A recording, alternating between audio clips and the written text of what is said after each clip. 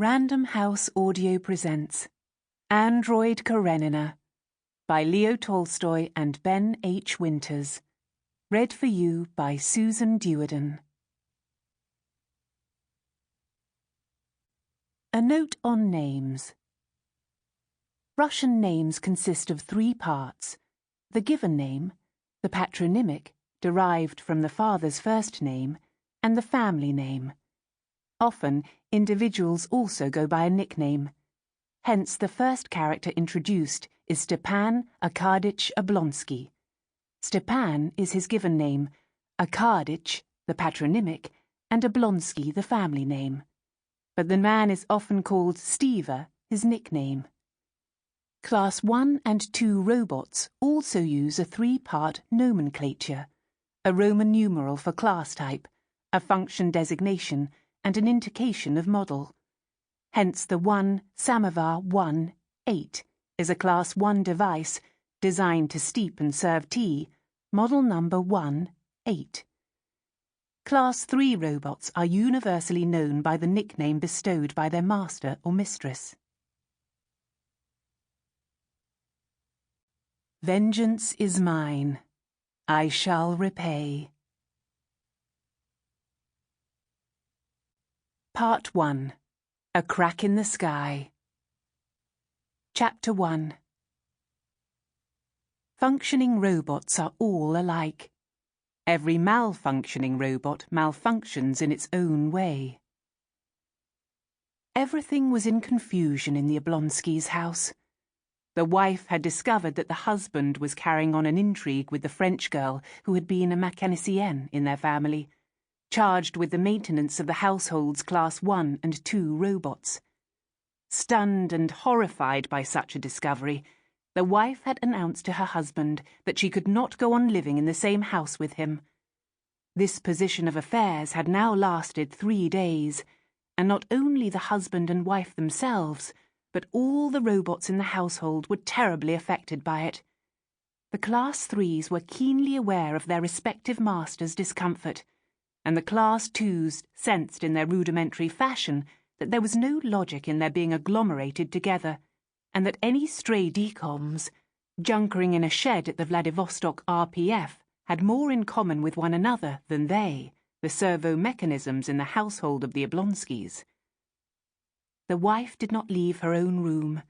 The husband had not been at home for 3 days.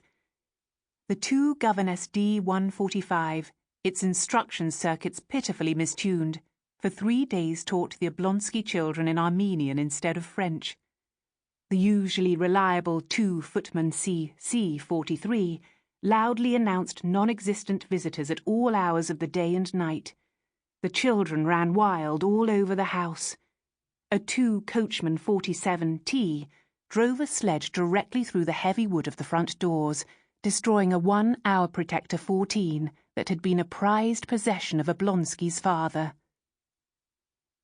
3 days after the quarrel, Prince Stepan Arkadych Oblonsky, Steva as he was called in the fashionable world, woke at 8 o'clock in the morning, not in his wife's bedroom, but within the oxygen-tempered Class 1 comfort unit in his study. He woke as usual to the clangorous thump, thump, thump of booted robot feet crushing through the snow as a regiment of 77s tromped in lockstep along the avenues outside. Our tireless protectors, he thought pleasantly, and uttered a blessing over the ministry as he turned over his stout, well-cared-for person, as though to sink into a long sleep again. He vigorously embraced the pillow on the other side and buried his face in it. But all at once he jumped up, banging his rotund forehead against the glass ceiling of the 1 Comfort 6, and opened his eyes. He suddenly remembered that he was not sleeping in his wife's room, but in his study. And why? The smile vanished from his face. He knitted his brows. Small Steva, Stepan Arkadych's Class 3 companion robot, clomped happily into the room on his short, piston-actuated legs, carrying his master's boots and a telegram.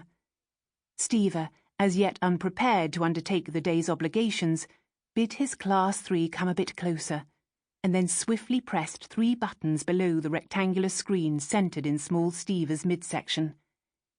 He sat back glumly in the one comfort 6, while every detail of his quarrel with his wife was displayed on small Steve's monitor, illuminating the hopelessness of Steve's position and, worst of all, his own fault.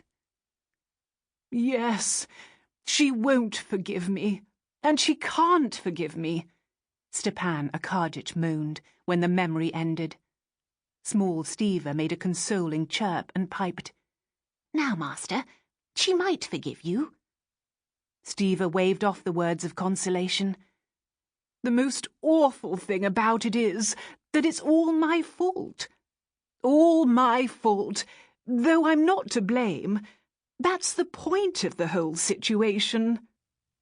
"Quite right," Small Steva agreed.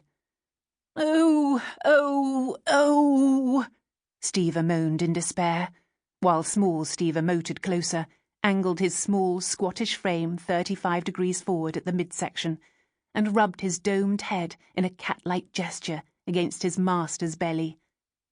Stepan Arkadyevitch then recued the memory on the monitor and stared desolately at the most unpleasant part.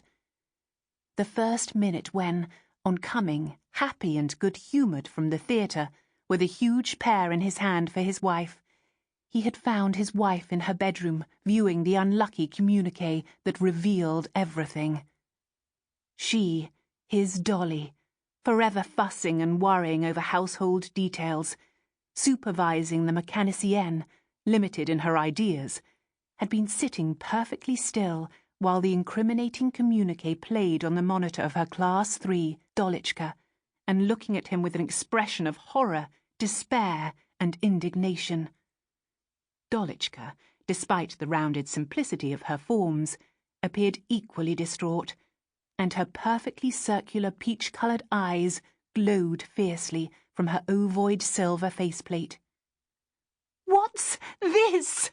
Dolly asked, gesturing wildly toward the images displayed upon Dolichka's midsection. Stepan Arkadyevitch, as is so often the case, was not so much annoyed at the fact itself as at the way in which he had met his wife's words. What happened to him at that instant happens to people when they are unexpectedly caught in something very disgraceful. He did not succeed in adapting his face to the position in which he was placed toward his wife by the discovery of his fault.